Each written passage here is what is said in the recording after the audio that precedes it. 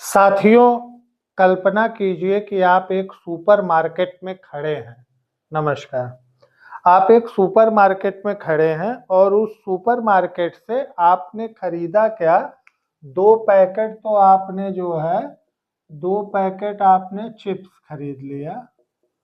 2 packet chips खरीद लिया और आपने 3 चॉकलेट खरीद लिया। 3 चॉकलेट खरीद लिया और इसके लिए जो है आपको देने पड़े कितने रुपए? 100 रुपए। ध्यान से दीजिएगा। अब आपसे यहाँ पे प्रश्न पूछ लिया कि एक पैकेट चिप्स का दाम, एक पैकेट चिप्स का दाम, या फिर पूछ लिया एक चॉकलेट का दाम। अब अगर इस समस्या पे विचार किया जाए कि हम एक दुकान से कुछ सामानों को खरीदे और उन सामान को खरीदने पे दोनों का हमें जो है एक दाम पता चल गया कि दोनों का मिला के कितना दाम हुआ, तो क्या हम इस योग्य हैं कि दोनों का अलग अलग दाम हम पता कर सके? अगर हम दोनों का अलग अलग दाम पता करना चाहें तो इतनी जानकारी हमारे लिए क्या होगी? अपर्याप्त होगी। ऐसे ही एक दूसरा उदाहरण देखें। अगर यहाँ पे एक दूसरा उदाहरण देखें कि दो घोड़े और 4 ऊंट। 2 घोड़े और 4 ऊंट कितने में मिल गई? 100 स्वर्ण मुद्रा में। 100 स्वर्ण मुद्रा में मिल गई। अब ये बताना है कि एक घोड़ा कितने का, एक ऊंट कितने का। एक घोड़ा और एक ऊंट कितने का, ये बताना है। ये बताना है। एक अगर तीसरी समस्या पे विचार करूं तो एक मान लीजिए मैदान है कोई, उसमें कुछ मुर्गियां हैं, और कुछ बकरियां हैं। कुछ मुर्गियां हैं और कुछ क्या हैं? बकरियां हैं। जिनके कुल सिर 20 और पैर 50 हैं। तो मुर्गियां कितनी हैं? मुर्गियां कितनी हैं? अब इस प्रकार के प्रश्नों पे अगर हम विचार करें तो हम ये जान गए कि अगर हमें 2 अलग अलग चीजों का दाम इकट्ठा पता है तो उन चीजों का दाम हम अलग अलग नहीं निकाल सकते।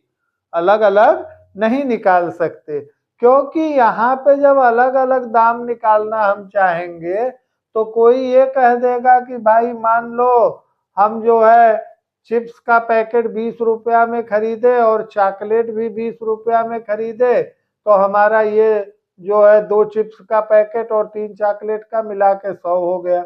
कोई अलग उत्तर दे सकता है कि हमने तो चिप्स 50-50 के खरीद लिए, चॉकलेट उसके साथ फ्री मिल गई हमको। ऐसे ही घोड़े और ऊंट वाले प्रश्न की भी अगर बात करें तो घोड़ा कितने का, ऊंट कितने का नहीं पता। यहाँ पे देखे तो 2 शर्त मिल गई। कुछ मुर्गियां कुछ बकरियां देके उनके कुल सिर और कुल पैर देना शुरू कर दिया, बताना शुरू कर दिया। अब हमारे सामने जब वास्तविक जीवन में ऐसी समस्याएं उत्पन्न हुई जो कि एक साथ तो काम की, एक साथ उनका आंसर आ गया, लेकिन उनको जब अलग अलग करना हुआ तो जो है हम अलग अलग नहीं कर पाए। उनको अलग अलग करने में हमें जो है दिक्कत आई कि अलग अलग हम इनको कैसे करें। अब हम इनको अलग अलग कैसे करें और उनको अलग करके जो है हम अपने क्या निकालना चाह रहे हैं, वहां तक कैसे पहुंचे, इसी चीज पे आज का हमारा जो है ये टॉपिक है। इतने से आपको ये आभास हो गया कि अभी तक जो है यहाँ पे क्या चीजें मिली, इतने से आपको आभास हो गया कि अभी तक अपने सामने क्या चीजें आ गई। अभी तक अपने सामने आ गई दो अज्ञात पद। दो अज्ञात पद अपने पास आ गए। इसी को जो है हम क्या कह देते हैं, चर कह देते हैं। इसी को क्या कह देते हैं, चर कह देते हैं। चर का मतलब है वेरिएबल। ये चर भी हमारे दो प्रकार के हो जाते हैं। एक तो हो जाता है स्वतंत्र, दूसरा हो जाता है परतंत्र। मतलब जो स्वतंत्र चर होगा ये किसी राशि पे निर्भर नहीं करता, किसी दूसरी राशि से अनिर्भर, किसी दूसरी राशि से अनिर्भर। जैसे एक पेन का मूल्य और 5 रुपया मिला के 20 हो जाता है, तो यहाँ पेन का मूल्य जो हुआ वो स्वतंत्र है, दूसरी राशि पे निर्भर किया। और किसी दूसरी राशि पर निर्भर करता है, किसी दूसरी राशि पर निर्भर करता है। अब जो है चर अपने पास जो होते हैं इनको लेटर्स हम देते हैं, यक्स हो गया, वाई हो गया, जेड हो गया, कई तरह से हम इन चरों को नाम दे सकते हैं। तो अपने पास जो चीज आई वो क्या आई, दो अज्ञात पद हो गए। अब दो अज्ञात पद हो गए और एक विशेष चीज आई यहाँ पे, दो अज्ञात पद, दूसरी चीज आई दोनों की घात एक। दोनों की घात क्या हो गई, एक हो गई। अब दोनों की घात एक हो गई, इसका मतलब घात अगर एक है तो इसका मतलब क्या है, रैखिक। घात अगर एक है तो इसका मतलब क्या है, रैखिक। और चर दो ठो आ गए, यक्स और वाई, दो चर आ गए। अब अगर ये दो चर यहाँ पे आ गए, और दोनों चरों का हम एक समीकरण बना दें, मतलब पहला चर दूसरा चर बराबर का निशान, समीकरण बनाने के लिए 10। अगर हम ये लिख दें तो यहाँ पे देखिए पहला चर, यहाँ पे क्या है, दूसरा चर, और यहाँ पे क्या है, इसका मान। दूसरा चर, उसके बाद क्या है, उसका मान है। दो चर के बाद ये इसका मान हो गया। तो एक चर दो चर बराबर का निशान है तो समीकरण, तो ये क्या बन गया, दो चर वाला रैखिक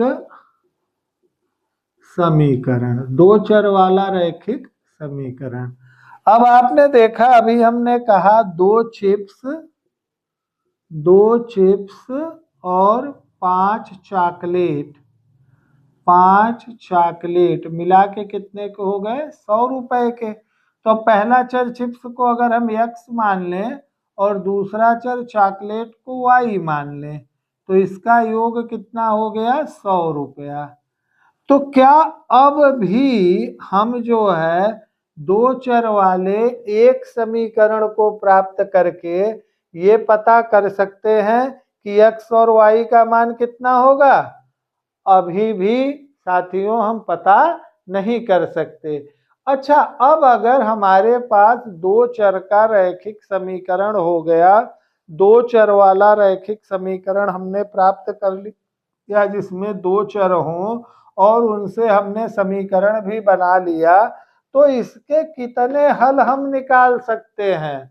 इसके हम अनेकानेक हल निकाल सकते हैं, अनंत हल इसके हो सकते हैं। और जब इसके अनंत हल हो सकते हैं तो हम लिख सकते हैं दो चर वाले रैखिक समीकरण के अनंत हल होते हैं। दो चर वाले रैखिक समीकरण के अनंत हल होते हैं। एक नंबर का पक्का क्वेश्चन है कि अगर दो चर वाला रैखिक समीकरण होगा तो उसके जो है अनंत हल यहाँ पे प्राप्त होते हैं।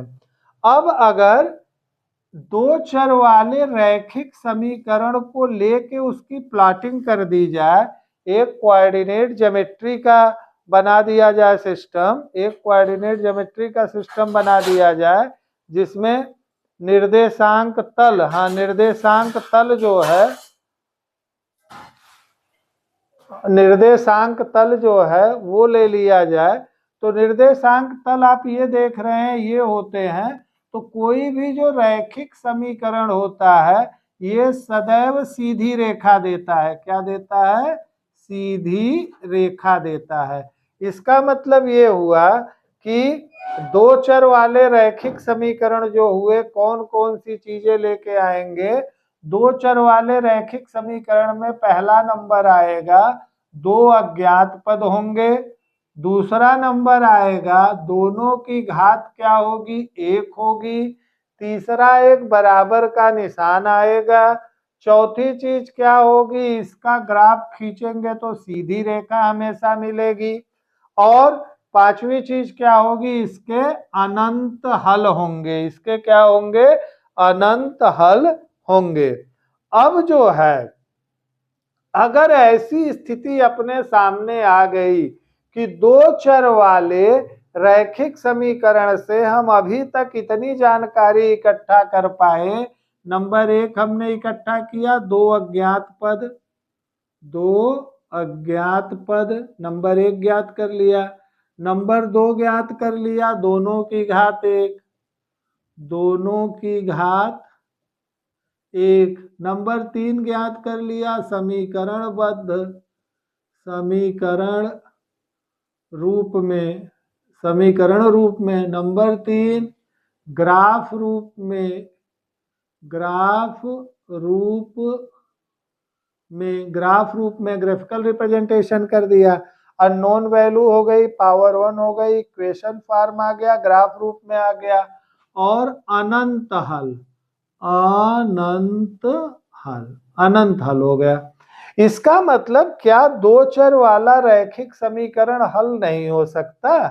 क्या दो चर वाला रैखिक समीकरण हल नहीं हो सकता? क्यों नहीं हल हो सकता भाई दो चर वाला रैखिक समीकरण? दो चर वाले रैखिक समीकरण को हल करने के लिए हमें दो चर वाले दो समीकरणों की जरूरत होगी।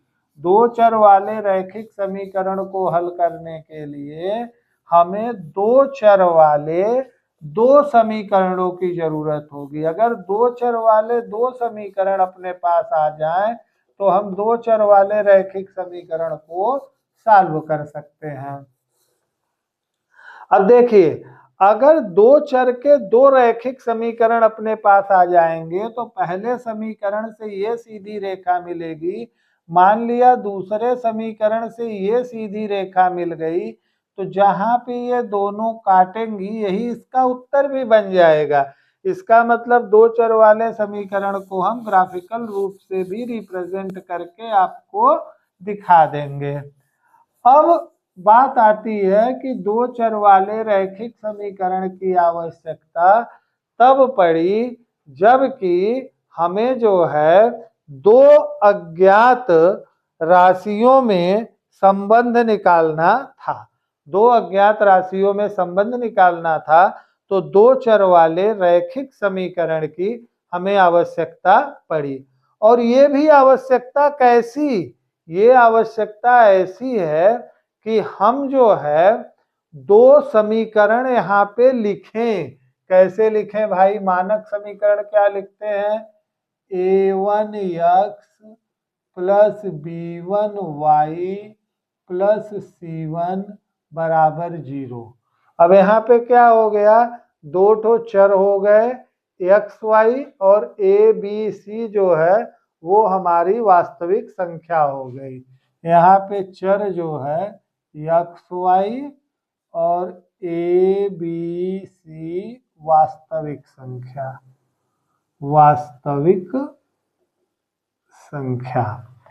और अगर दूसरा समीकरण ले लें, a2x plus b2y plus c2 बराबर 0, तो यहाँ पे भी क्या हुआ, चर x y a b c वास्तविक संख्या, ए बी सी क्या हो गई, वास्तविक संख्या हो गई। इसका मतलब दो अज्ञात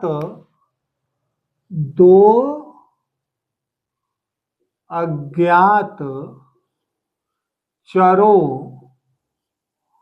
को ज्ञात करने के लिए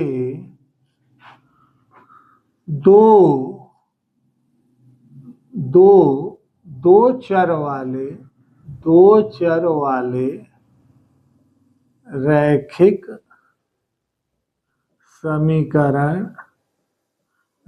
समीकरण आवश्यक होंगे। चलिए बात करते हैं एक बाजार की बात करते हैं। बाजार में एक दुकान की बात करते हैं, जिस दुकान में ये बात कही गई है कि 5 घोड़े और 2 ऊंट 100 स्वर्ण मुद्रा के। अब जब दुकान वाले से ये बात कही गई कि भाई 5 घोड़े और 2 ऊंट हमको चाहिए, तो उसने कहा 100 स्वर्ण मुद्रा दो, ले जाओ, 100 स्वर्ण मुद्रा दो, ले जाओ। लेकिन यहाँ पे बात फिर से आके हमारी वही बज गई कि अगर एक घोड़ा या एक ऊंट लेना हो तो कितने के लिए जाए, एक घोड़ा और एक ऊंट लेना हो तो कितने का लिया जाए। तो अगर एक घोड़ा और 2 ऊंट लिए गए, तो ये हो गया कितने का, 40 स्वर्ण मुद्रा के। कहानी जैसा भी समझ सकते हैं कि एक आदमी न्यायाधीश के पास गया, उसने कहा हुजूर 5 घोड़े और 2 ऊंट हमने 100 स्वर्ण मुद्रा में खरीदी है, तो बताइए एक ऊंट और एक घोड़ा कितने का हुआ। अब उसने न्यायाधीश ने कहा भाई ऐसे तो ना बता पाऊंगा, आप पहले एक और हिसाब बताओ।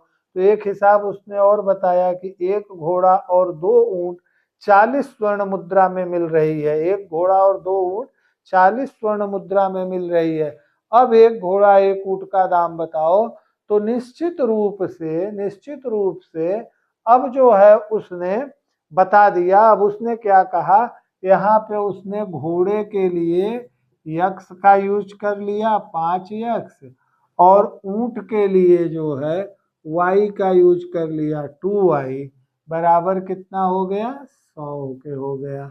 और फिर नीचे जब आया तो एक घोड़ा था मतलब 1 यक्स, और 2 ऊंट अब भी थे तो 2y लगा दिया, यहाँ पे 2y लगा दिया, 40 आ गया।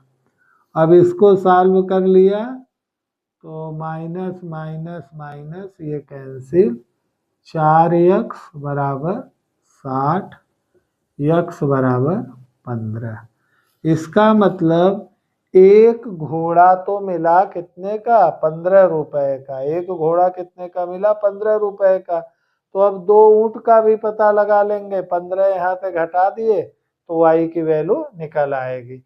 तो इस तरीके से हम x और y की वैल्यू निकालते हैं। और इन समस्याओं पे जो है जब हम विचार करते हैं तो हमारे पास कुछ बेहतरीन प्रश्न आते हैं। दो अज्ञात दोनों की सरल घात। अगर दो अज्ञात हों, दोनों की सरल घात हो, दो अज्ञात हों, दोनों की सरल घात हो, तो उन्हें समीकरण में बांध कर हल करो। समीकरण में बांधकर हल करो।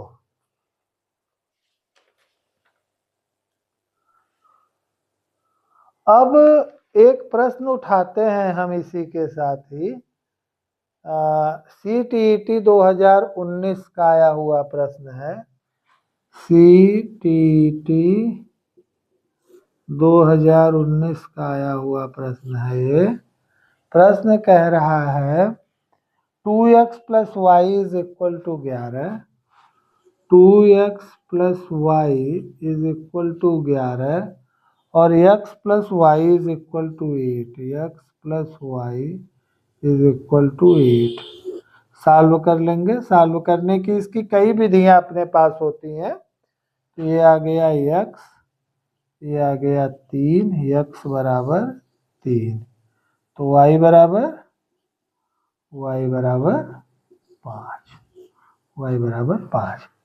साथियों, अब हम अपने अगले क्लास में दो चर रैखिक समीकरण को हल करने के कुल कितने तरीके होते हैं, एक ही प्रश्न अलग अलग तरीके से कैसे हल किया जाता है और प्रतियोगी परीक्षाओं में जो इनके आए हुए प्रश्न हैं उन पे कार्य करेंगे और उन्हें हल करेंगे, जिससे इस ढंग के प्रश्न आपके परीक्षाओं में जब आए तो आपका उत्तर सही हो। आप इसे नोट करके अभ्यास कर सकते हैं और फिर मिलेंगे अगले वीडियो में। नमस्कार।